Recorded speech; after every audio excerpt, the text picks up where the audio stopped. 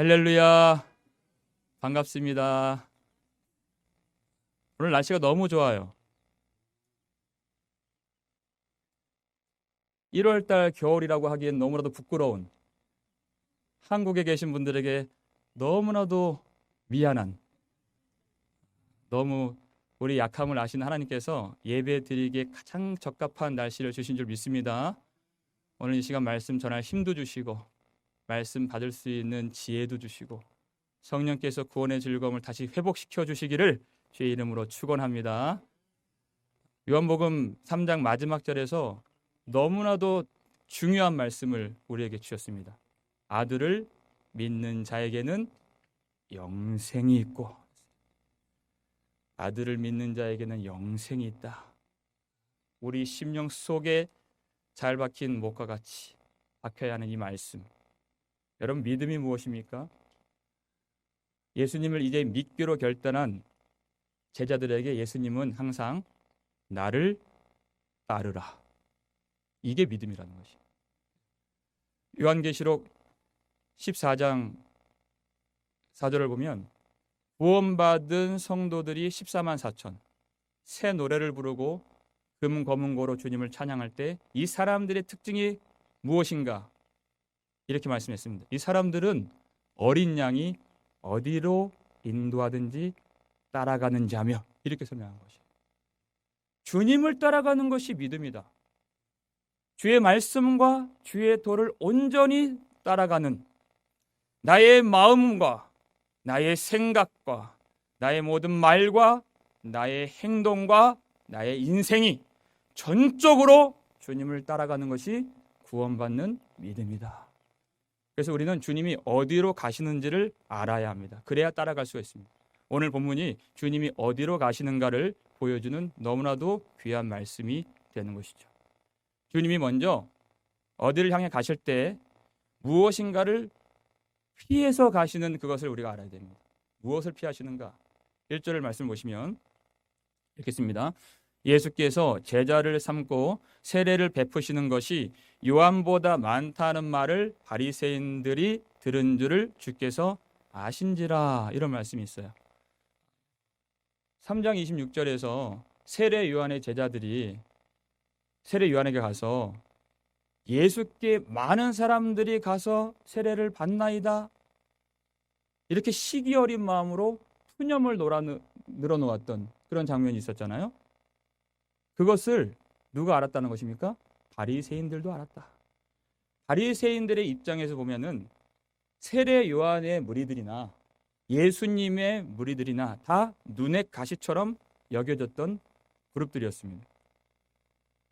그런데 그래서 세례 요한에게도 예수님에게도 감시자들을 붙여왔는데 알게 된 사실이 이제는 예수님께 더 많은 제자가 모이고 추종자가 모였다는 것을 알게 되었어요. 이때 바리새인들에게 번뜩이는 지혜가 떠올랐습니다.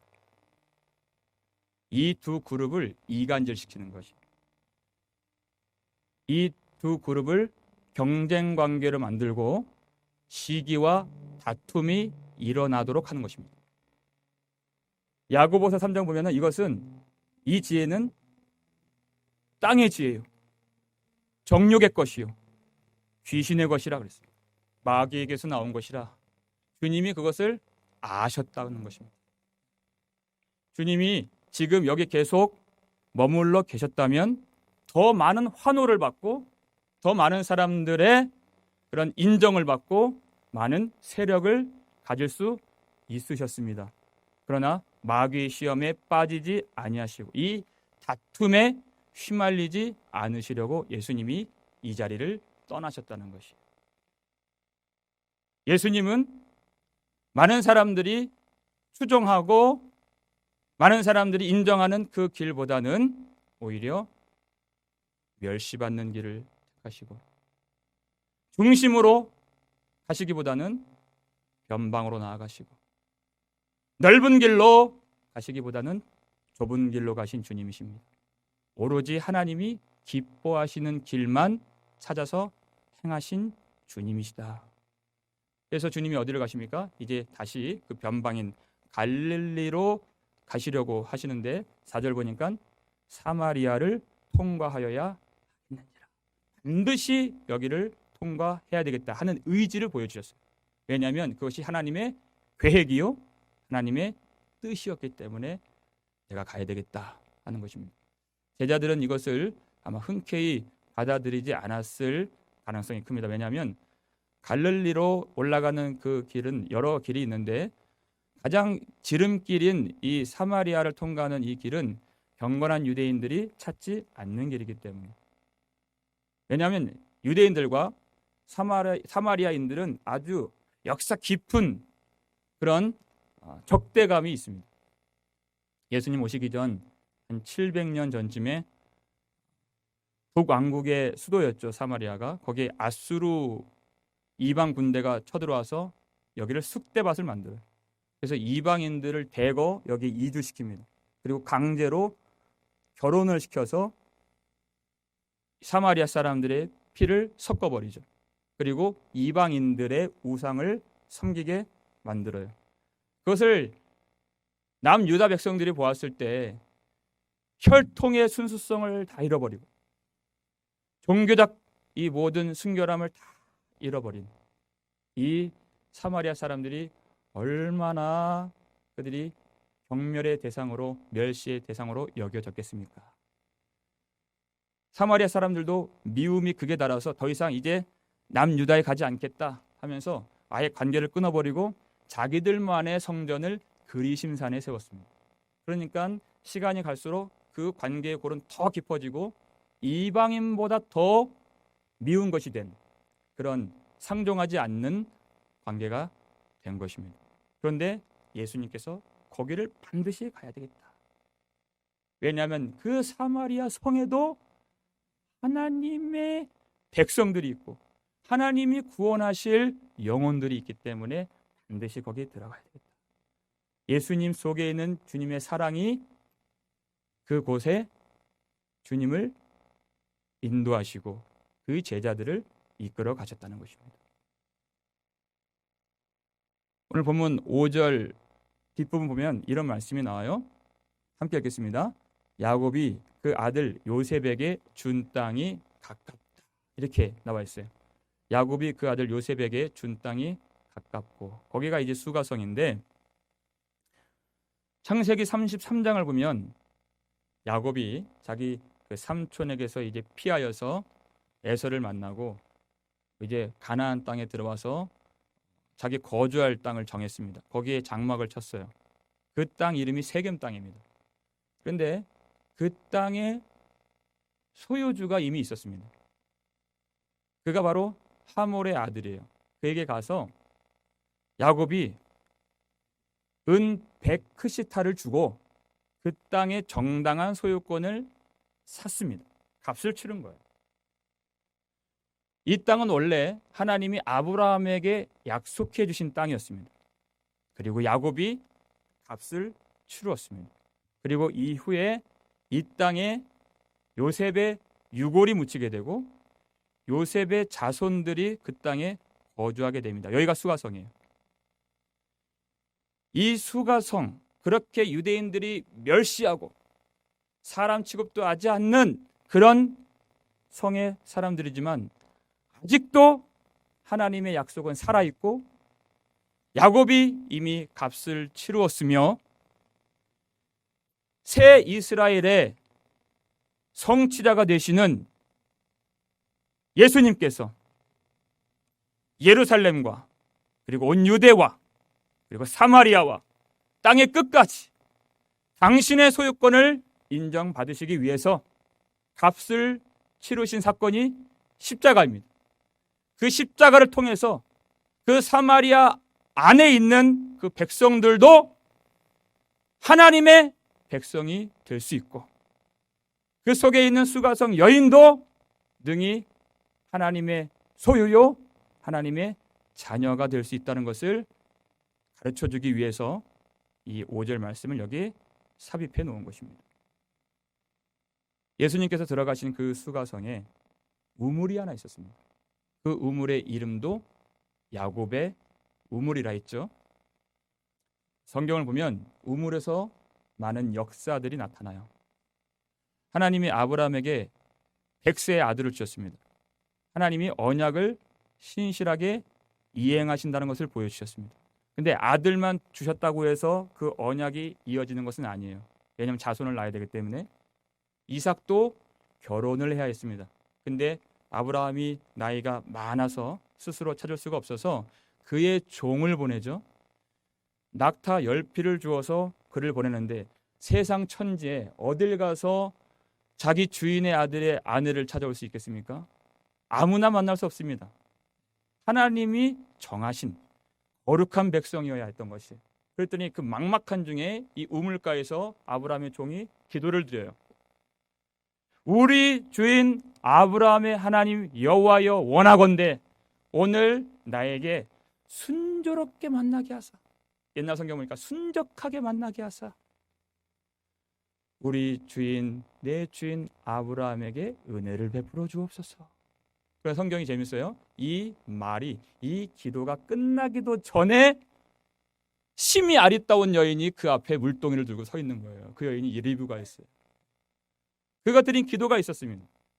그래서 하나님이 주신 그 여인이 맞는지 알기 위해서 리브가에게 그 물동에 있는 물을 조금 내게 좀 달라, 마시게 하라. 그랬더니 이 리브가 뭐라고 얘기해요? 내 주여 마시소서. 아브라함 종에게 주여 이렇게 얘기해요. 그리고 나서 그 10마리 낙타에게도 그가 물을 가져다 주는 것이. 그것을 보고 이 종이 하나님께 우리 주인 아브라함의 하나님을 찬양하나이다. 기도가 끝나기도 전에 하나님의 언약은 하나님이 능히 이루신다는 것을 보여주셨습니다. 그래서 우리는 찬송과 기도를 쉴 수가 없는 것이에요. 그렇게 하나님의 언약의 신부를 만나는 장소. 야곱도 라헬을 우물에서 만났습니다.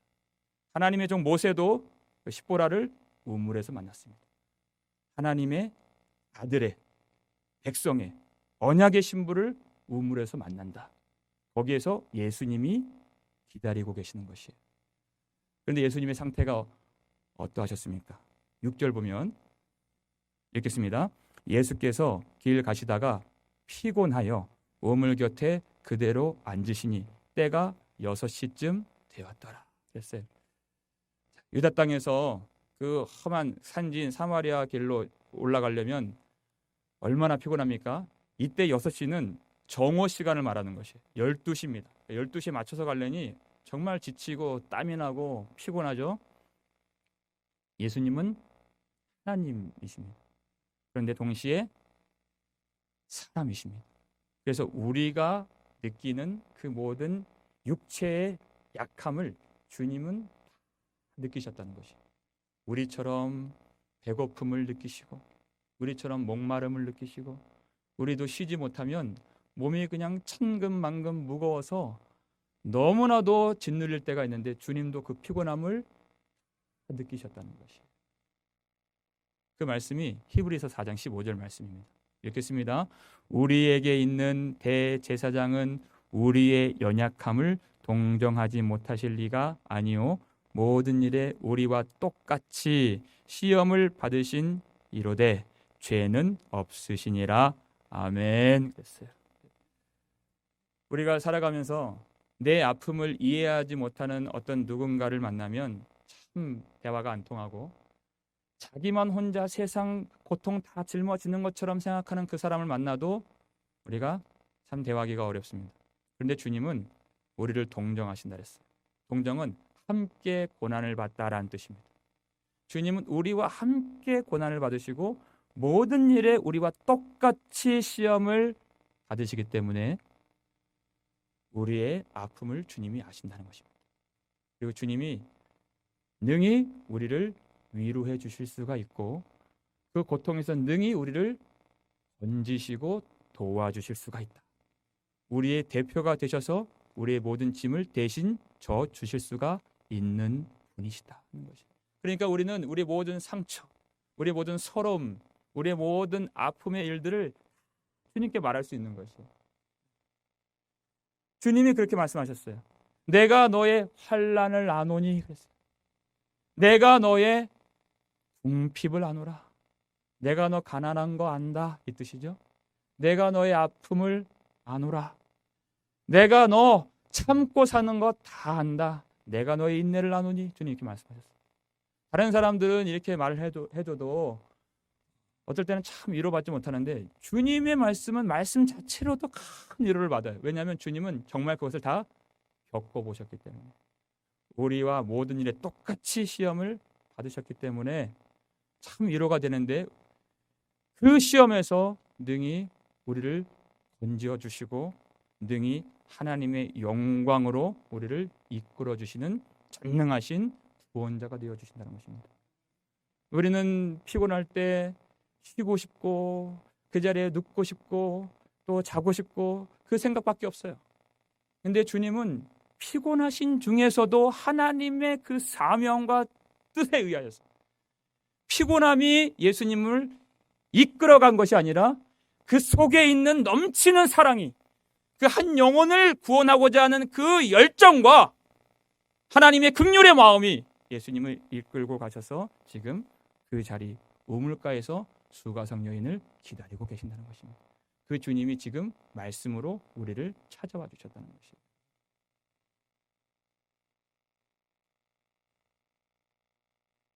예수님께서 이 수가성 여인을 기다리시는데 그 여인이 이제 다가옵니다. 정오에 물을 들어오는 그 한 여인. 우리가 지금 우물을 기르는 상황이 아니기 때문에 그 어려움을 잘 모를 수 있지만 자기가 마시고 먹고 또 가족들이 쓰고 필요한 모든 물을 자기 수고로서 다 뜨고 그것을 운반하고 날라야 되는 그런 형국이에요. 얼마나 그것이 번거롭고 얼마나 그것이 힘든 일이겠습니까? 그러니까 조금이라도 좀 수고를 덜고 피곤하지 않기 위해서 이렇게 해가 쨍쨍한 날에 오지 않습니다. 날이 선선한 아침에나 저녁에 이렇게 두런두런 얘기할 수 있는 그 동네의 그 다른 여인들과 친구들과 함께 와서 물을 뜨는 것이 상식이에요. 그런데 이 여인은 혼자 나왔다는 것이에요. 그리고 그 더운 날에 왜 그렇습니까? 다른 사람들과 상종하고 싶지 않은 상처 많은 여인이었기 때문에 주님이 아셨잖아요. 한두 번 결혼 생활 실패한 것이 아닙니다. 무려 5번이나 그 결혼 생활이 실패한 그 여인. 지금 사는 남자도 합법적으로 남편이라고 할 수 없는 그런 동거 생활 중에 그 여인. 사람들이 그 여인을 보면은 항상 멸시하고 손가락질하고 아무도 이 여인을 이해해주지 않고 인정받을 수가 없는 그런 사연이 많은 그런 여인이었습니다. 지금 같이 사는 남자가 있긴 하지만 여러분 이미 5번이나 결혼을 실패했기 때문에 그 마음속에 어떤 불안함이 있을까요? 언제든지 이 남자도 나를 부정하다고 내칠 수가 있을 거라고 하는 그런 불안감, 그런 답답함. 그래서 누구에게도 자기 심정을 말할 수가 없는 철저하게 고립된 이 한 여인이 예수님 앞에 나왔습니다. 그런데 먼저 주님이 이 여인에게 나에게 물을 달라 이렇게 요청을 하시는 거예요. 근데 이 여인이 봤을 때도 너무나도 이건 이상한 요청입니다. 왜냐하면 첫 번째, 이스라엘 사람은 사마리아인과 상종하지 않는 것인데 지금 말을 걸고 더군다나 이스라엘 유대인 남자는 길에서 어떤 여자하고도 말해서는 안 됩니다. 인사조차 할 수 없습니다. 그것이 유대인의 법이에요. 더군다나 이 여자는 누가 보더라도 특별히 유대인의 그 정결 예법의 관점으로 보면은 부정한 그런 여인으로 생각이 되는 이런 사람인데 물을 달라는 것이에요. 접촉을 하겠다는 것입니다. 그러니까 이 여인도 이상해서 이렇게 반문하죠. 9절 말씀 읽겠습니다. 사마리아 여자가 이르되 당신은 유대인으로서 어찌하여 사마리아 여자인 나에게 물을 달라 하나이까 하니 이는 유대인이 사마리아인과 상종하지 아니함이러라. 아멘. 그랬어요. 이 여인이 보더라도 이것은 참 이상한 일이다. 왜냐하면 유대인이 사마리아인과 상종하지 아니함이러라.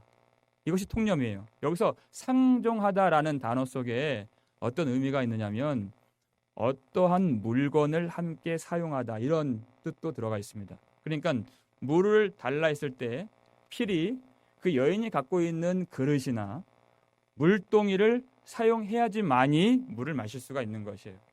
그러니까 이런 일들은 유대인의 관점으로는 아주 그 정결 예법을 벗어나는 것이라고 이 여인도 알기 때문에 참 이상하다.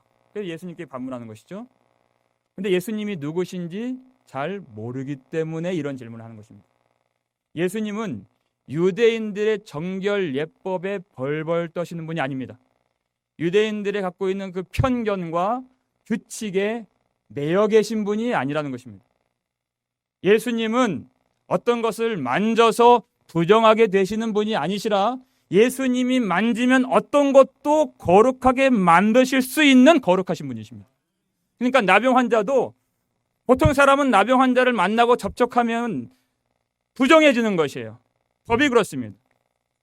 그런데 예수님은 오히려 그에게 다가가시고 그에게 손을 내미시고 그에게 손을 대시고 안수해 주실 때 그가 깨끗함을 받게 되었다는 것이에요.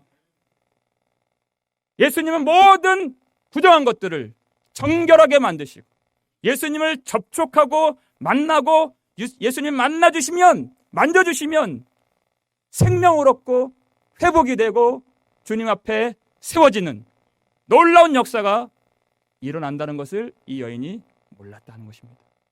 그러니까 예수님은 상종하지 못할 자가 없으신 분이십니다. 여러분 굉장히 중요한 문제입니다.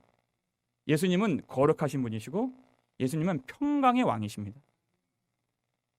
여러분 우리 인생에서 이 여인처럼 상종하지 못할 사람들이 많다. 동네 사람들 만날 수가 없고 그렇게 만나는 족족 가슴에 비수가 꽂히고 상처가 된다 하는 것들은 너무나도 우리 인생을 피곤하게 만드는 것입니다. 주님은 우리 대신 십자가에서 피 흘려 죽으심으로 우리 모든 죄를 사하시고 평강의 왕으로서 이미 우리 속에 들어와 계십니다. 그러면 주님이 걸어가시는 길을 우리도 걸어가고 주님의 생각이 우리의 생각이 되고 주님의 성품, 주님의 사랑이 우리의 사랑이 되었다는 뜻이에요. 그러면 우리에게도 상종하지 못할 자가 없는 것이 하나님의 평강이요 우리에게 주신 놀라운 은총이라는 것입니다.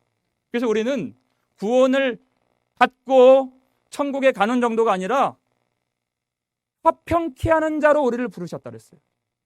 화평케 하는 자는 복이 있나니 그들이 하나님의 아들이라 일컬음을 받을 것이며 그랬습니다. 그러니까 어떤 그룹에 들어가지 못하고 어떤 사람을 만나는 것을 불편해하고 그 사람을 만나지는 않을까 마음이 조마조마하고 조바심을 얻고 하는 것은 우리 속에 복음의 문제가 생긴 것입니다. 믿음의 문제가 생긴 것입니다. 주님은 절대 그것을 허락하지 아니하시는 평강의 왕으로 이미 우리를 주장하고 계신다는 것이에요. 그런 다툼과 그런 시기와 그런 원수 맺는 것과 그런 분쟁과 그런 모든 싸우는 것은 다 땅의 것이고 마귀로부터 왔다 그랬어요. 우리 주님이 거하시면 하나님의 나라를 누리면서 모든 상종하지 못할 자들, 품을 수 없는 자들, 내가 사랑할 수 없고 용서할 수 없는 자들에게 나아가고 하나님이 주신 넘치는 사랑으로 그들을 품고 사랑하고 용서하고 용서받아서 그때 하나님의 나라를 경험할 수 있도록 만들어 주신다는 것입니다. 주 예수와 동행하니 그 어디나 하늘나라. 주님의 말씀이 임하시고 주님이 우리 속에 거하시면 모든 원수 맺는 것, 분쟁과 시기와 미움과 모든 다툼의 세력들을 다 깨뜨려 주신다는 것입니다. 여러분, 가족들도 그 속에 갈등의 씨앗이 심겨지고 미움의 작은 씨앗이 심겨지면 얼마나 불편합니까? 그것이 얼마나 우리를 목마르게 만들고 피곤하게 만들고 어떨 때는 참 살맛없게 만들어요. 작은 것 같은데 인생의 기쁨을 다 앗아가 버리고, 먹는 것도 입맛이 없고 무엇을 봐도 즐거운 것이 없고. 가정 얘기하니까 제가 저쪽을 못 쳐다보겠는데, 우리가 다 연약하기 때문에 그런 것들을 느끼고 경험합니다. 하나님의 나라를 우리가 볼 수 없다는 것이에요. 근데 주님은 그것을 허락하지 아니하신다. 주님 반드시 우리 인생 가운데에서 하나님의 나라를, 영생을 지금 우리의 가정에서, 우리의 삶에서, 우리 시간들 속에 누릴 수 있도록 만들어주신 하나님이시다. 상종하지 못할 자가 없게 만들어주신. 우리는 그런 어려움을 겪을 때, 그런 피곤함을 느낄 때, 그렇게 살 소망의 끊어짐을 경험할 때 이 문제를 누가 해결해 주시는가를 분명히 알아야 됩니다. 우리 구주 예수 그리스도, 주님이 주시는 하나님의 선물을 받아야 한다는 것이죠. 오늘 본문 10절 말씀이죠. 읽겠습니다. 예수께서 대답하여 이르시되 내가 만일 하나님의 선물과 또 내게 물 좀 달라는 이가 누구인 줄 알았더라면 내가 그에게 구하였을 것이요 그가 생수를 내게 주었으리라. 아멘. 그랬어요. 하나님의 선물을 예수님이 주신다는 것입니다. 여러분, 선물이라는 것이 무엇입니까? 선물은 받는 자가 아무런 자격 없이, 또한 내가 행한 것 없이 거저 받는 게 선물입니다. 그러니까 주는 자 쪽에서 이미 값을 다 치른 거예요. 받는 자는 그저 받기만 하면 되는 것입니다. 그리고 감사하기만 하면 되는 것, 그것이 선물인데, 근데 그 선물 누가 줘요? 하나님의 선물이다 그랬어요. 그러니까 우리가 그 값을 갚을래야 갚을 수가 없어요. 하나님이 주시는 것을 우리가 어떻게 갚겠습니까?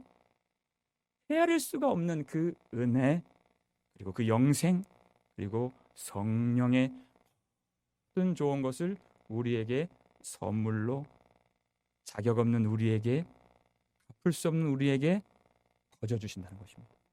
값없이 주신다는 것이에요. 그러니까 예수님께서 이 사마리아 여인에게 내게 물을 달라 이렇게 요청하신 것은 그 여인에게 부담을 지우신 것이 아니에요. 주님이 무엇이 부족하셔서 물을 달라고 하셨겠습니까? 요한복음 3장 35절 보니까 아버지께서 그 아들을 사랑하사 모든 만물을 그의 손에 다 주셨으니 그랬어요. 예수님은 부족하신 것이 없으십니다.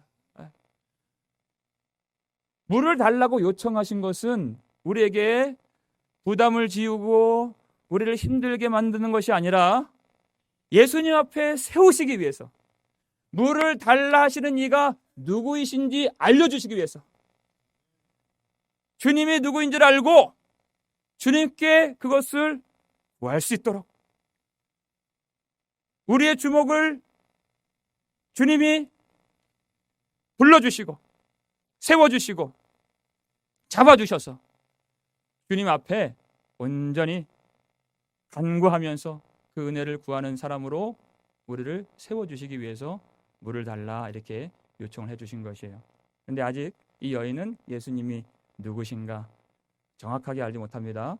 그러니까 예수님을 알지 못할 때 이 특징적인 그런 모습들이 있어요. 11절을 볼까요? 본문 11절 보면 읽겠습니다. 여자가 이르되 주여 물 기를 그릇도 없고 이 우물은 깊은데 어디서 당신이 그 생수를 얻겠사옵나이까? 이렇게 되는 거예요. 예수님을 잘 알지 못하면 뭐가 보입니까? 내 결핍의 상황, 그 없는 것이 보인다는 것이에요. 지금 물을 기를 그릇이 없습니다. 이렇게 나오는 거예요. 이 우물은 깊습니다. 우물은 깊죠. 그러니까 여행자들은 보통 이 밧줄이나 두레박 같은 것들을 가지고 다닌다 그래요. 이런 도구들이 있어야 우물을 퍼서 주든지 마시든지 할 수 있는 것인데, 예수님이 누구이신가? 모든 만유의 주가 되시고 위로부터 내려오셔서 하나님의 모든 좋은 선물을 우리에게 주실 하나님의 아들 예수님을 모르면 우리는 자꾸만 우리 상황에 결핍된 부분을 주목하게 되어 있어요. 이렇게 우리가 물질이 없고 가난한데, 물 기를 그릇이 없는데 어떻게 하나님의 평강을 누린다는 말씀입니까? 주님은 몰라서 하는 얘기. 자꾸만 내 가난한 형편, 내 사방이 막혀있는 그런 처지, 그런 상황들만 보인다는 것이. 지금 이 상황, 이 시국에 이 코로나 바이러스가 창궐한 이때 어떻게 하나님의 기쁨을 우리가 누릴 수 있다는 말씀입니까? 그런 식으로 나간다는 것이.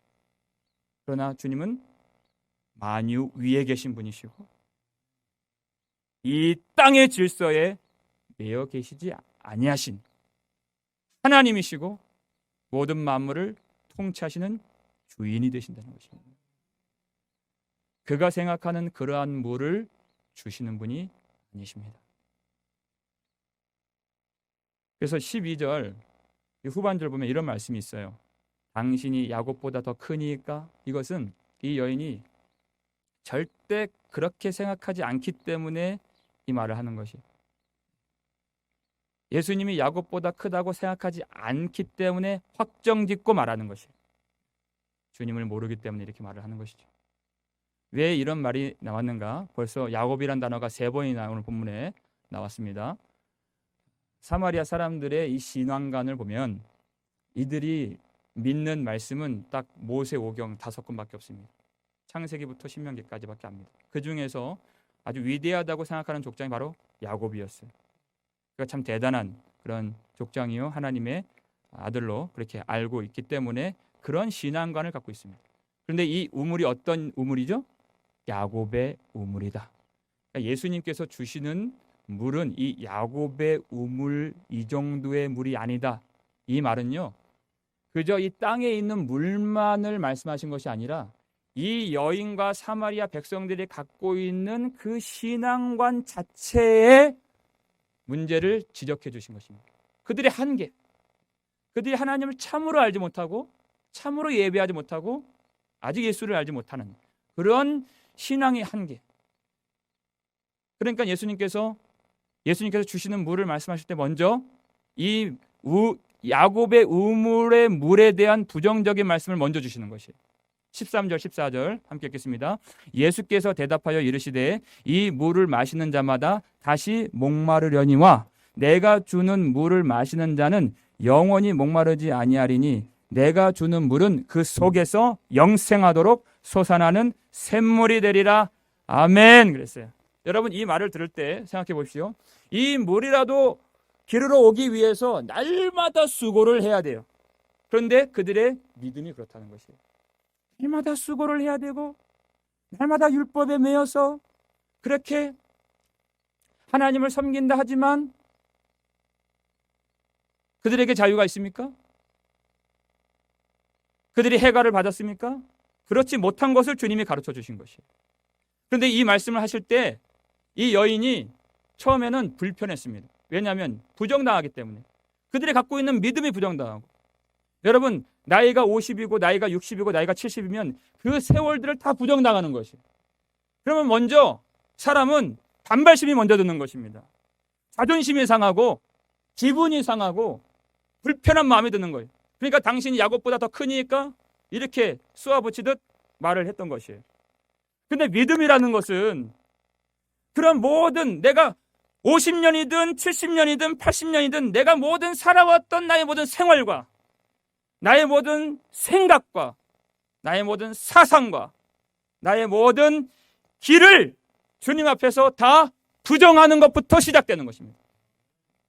악인은 그의 길을 버리고 그랬어요. 불의한 자는 자기의 생각을 버리고 여호와께로 돌아오라.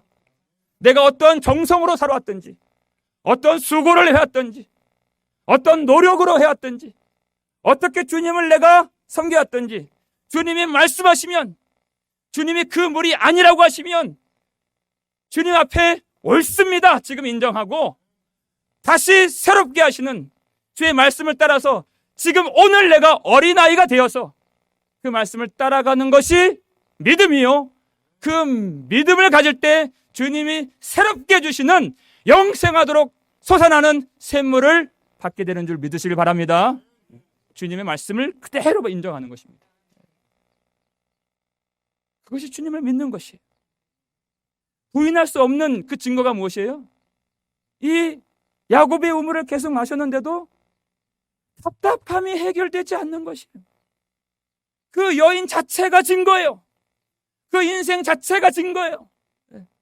이 물을 계속 마셨는데 결혼 생활을 또 갈아치우고 또 갈아치우고 해결이 안 되는, 회복이 안 되는, 치유가 안 되는 그 수치와 그 결핍과 그 목마름의 증거가 바로 나 자신이라는 것입니다. 어디에서 찾겠습니까? 주님의 새로운 물을 주신다는 것이에요. 영생하도록 솟아나는 샘물이 되리라. 이 주님의 물을 요한계시록 22장 보니까 이 물을 어떻게 소개했습니까? 그 하나님의 나라 완성된 새 예루살렘 그 거룩한 성에 수정같이 맑은 생명수 강이 흘러나오는데 어디로부터 나와요? 하나님과 및 어린 양의 보좌로부터 나온다는 것이에요. 오직 하나님, 우리 구주 예수 그리스도로부터 나온 그 보좌 앞으로 나오라는 것이에요. 우리가 오늘 아침에 성시교독했던 그 말씀에도 이사야 55장 1절 말씀이죠. 함께 읽겠습니다. 오라 너희 모든 목마른 자들아 물로 나아오라. 돈 없는 자도 오라. 너희는 와서 사 먹되 돈 없이 값 없이 와서 포도주와 젖을 사라 그랬어요. 이 짧은 말씀에 오라는 말씀이 4번이나 나옵니다. 목마른 자들아 물로 나아오라. 오라. 와서 포도주와 젖을 사라. 하나님이 주시는 하늘의 신령한 은혜를 다 받아 누리고 마시라는 것입니다. 주님이 주시는 물은 영생하도록 솟아나는 샘물이 되리라. 다시 목마르지 않도록 만들어주신다는 것이에요. 여러분, 이 영생의 물은요, 그저 내 생명이 연장되고 끝나지 않는 그 정도 차원의 영생이 아닙니다. 하나님을 모르는데 오래 살면 무엇이 유익합니까? 하나님을 사랑하지 않는데 영원히 사는 것이 무슨 축복이면 그건 저주입니다. 영생하도록 솟아난다. 그것은 뭐냐면 우리가 가까이 갈 수 없는 하나님, 우리의 생명의 원천이 되시는, 생명의 근원이 되시는, 생수의 근원이 되시는 우리 하나님을 만날 수 있고, 그 하나님의 사랑을 받을 수 있고, 하나님을 사랑할 수 있고, 하나님을 즐거워할 수 있고, 하나님을 참으로 예배할 수 있는 그 영생의 물이 우리 속에 충만하게 흘러 나오게 된다 하는 것이에요. 주님을 하는 그 사랑. 그러니까 값 없는 자도 와라, 돈 없는 자도 와라 그랬어요. 자격 없는 모든 자들 다 오라는 것입니다. 실패한 자들 다 오라는 것입니다. 모든 낭망한 자들 다 오라는 것입니다. 이제까지 허탈하게 살고 험하게 살고 이제까지 범죄했던 죄 많은 자들도 다 오라 그랬어요. 여러분, 그렇게 거룩한 삶을 살았던 니고데모에게는 이렇게 말씀 안 하셨습니다. 그에게는 누구든지 거듭나지 아니하면 하나님의 나라를 볼 수 없느니라, 뭔가 좀 이렇게 어려운 말씀을 주셨어요. 다 된 것처럼 느껴졌는데 거듭나야 한다. 물과 성령으로 거듭나야 한다. 똑같은 말씀인데 그렇게 표현하셨어요. 그는요, 얼마나 율법을 잘 지켰습니까? 누가 보더라도 다 인정해주고 사랑해주고 높이 지켜 세워주고 박수 쳐주는 그런 깨끗하고 도덕적인 그런 삶이 있었습니다. 지위도 높고 돈도 많고 인기도 많은 그런 사람이었어요.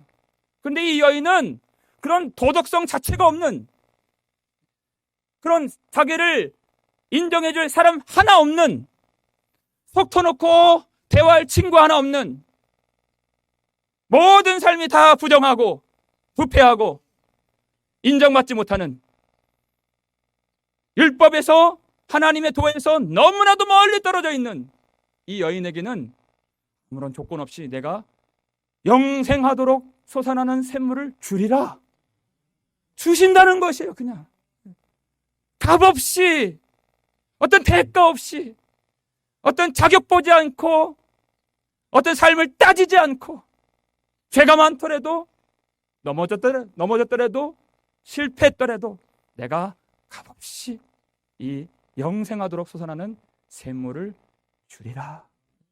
이렇게 한없는 사랑으로 영생하도록 솟아나는 샘물을 주시기 위해서 이 여인을 찾아주신 것입니다. 여러분, 영생하도록 솟아난다 그랬어요. 날마다 솟구쳐요. 성령을 통해서 우리에게 영생을 날마다 솟구치도록 솟아나게 해주신다는 것입니다. 여러분, 성령께서 무엇을 주십니까? 먼저 첫 번째 사랑을 주십니다. 사랑을.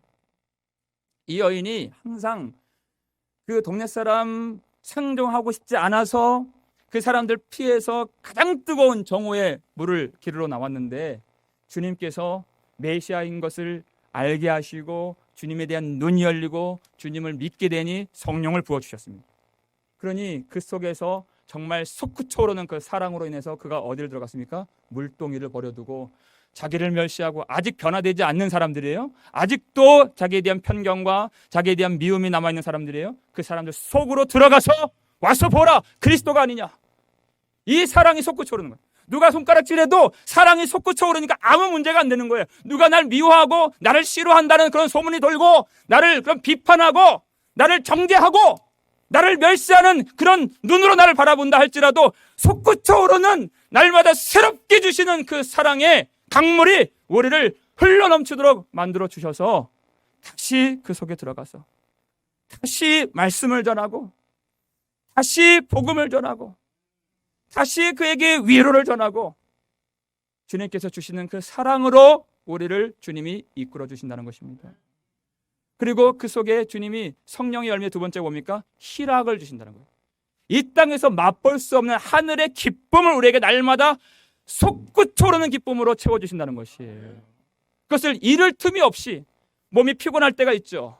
아플 때가 있습니다. 그렇지만 솟구쳐 오르는 기쁨으로 예수 그리스도 안에 있는 구원이 확정되었기 때문에 날마다 기쁜 것이에요. 이 육신이 후패하고 이 육신이 썩어지는 그런 아픔을, 그런 질병을 겪고 있다 할지라도 그 안에 있는 기쁨을 누구도 막을 수가 없다. 이것이 성도가 누리는 특권인 줄 믿으시기 바랍니다. 그 속에서 나온다 그랬어요. 그러니까 사람들은 몰라요. 저렇게 가난한데, 저렇게 아픈데 그 이유를 사람들은 몰라요. 왜? 그 속에서 날마다 솟아나는 샘물이 되기 때문에. 아무런 사람들이 어떤 그런 기뻐할 이유를 찾지 못해요. 하지만 주님을 아는 자들, 주님을 믿는 자들, 그 속에서 성령을 한량없이 부은 바 된 하나님의 백성들은 날마다 이 은혜를 누리는 줄 믿습니다. 9절 말씀 다시 보니까요, 내가 만일 하나님의 선물이 무엇인 줄 알고 내게 물을 달라 하는 이가 누구인 줄 알았더라면 내가 그에게 구하였을 것이요. 주님을 안다면 우리는 그냥 이렇게 살지 않습니다. 주님께 구합니다. 하나님의 선물을 구합니다. 자격 없지만, 능력 없지만, 내가 지혜 없지만 주님 하나님의 선물, 영생하도록 솟아나는 샘물을 주옵소서, 그렇게 구하게 될 것이다 그랬어요. 그리하면 그가 샘물을 너에게 주었으리라, 주신다는 약속입니다. 오늘도 이 말씀으로 찾아와 주신 주님, 피곤한 중에서도 그 사마리아 성 수가성으로 들어가셔서 그 상처 많고 슬픔 많은, 수치 많은 이 여인을 만나주신 우리 예수님께서 말씀으로 지금 오셨습니다. 우리 주님 앞에 간절한 목마름으로 성령을 구하고 하나님의 선물을 구하고 영생을 구하고 생수 되신 예수님을 구하여서 인생의 모든 목마름에서 벗어나고 하나님 나라의 영광과 기쁨과 생명을 이 시간 누릴 수 있는 저와 여러분 되시기를 주의 이름으로 축원합니다.